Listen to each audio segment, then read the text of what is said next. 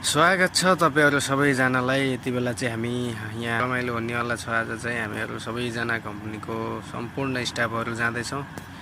यति बेला हामीहरु यहाँबाट निस्किसकेका छौँ। झन्डै आधी घण्टा भन्दा पनि 1 घण्टा जस्तै लाग्छ होला। हेरौँ अब कति टाइम लाग्छ।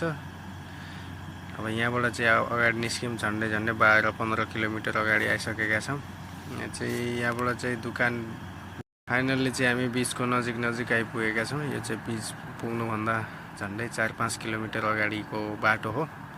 बीचमा चाहिँ हरियाली मात्रै छ यतातिर, बाँकी गाडीहरू पनि खासै देखिन्नन्। आज बिहिबार भएर होला।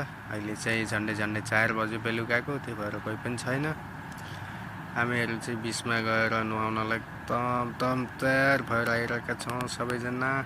केही समयमा पुगिहाल्छौँ हामी बीचमा। त्यसपछि केही बीचको दृश्यहरू यहाँहरूले हेर्न सक्नुहुनेछ।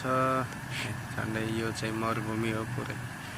यो चाहिँ बीचमा जाने बेला बीच बाटोको छेउतिर खाली यता पुरै यो के भन्छ यसलाई रेगिस्तान। हेर्दै हेर्दै हामीहरू चाहिँ अब चाहिँ केही समयमा बीचमा पुग्छौँ। अब धेरै टाइम छैन बीचमा पुग्नलाई। झन्डै 1 घण्टा जस्तो हुन लागिसक्यो हामीहरू गाडीमा बसेको। फाइनल्ली चाहिँ हामीहरू बीचको नजिकै आइपुग्यौँ र गाडीबाट म चाहिँ निस्किसकेँ। अब सबैजना चाहिँ